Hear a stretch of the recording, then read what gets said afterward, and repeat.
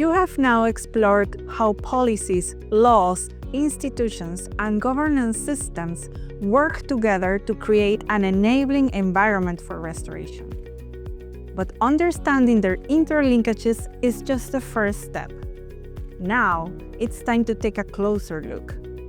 In the next task, you will put on 3 different lenses: policy, legal, and governance, to examine how these frameworks shape real-world restoration efforts.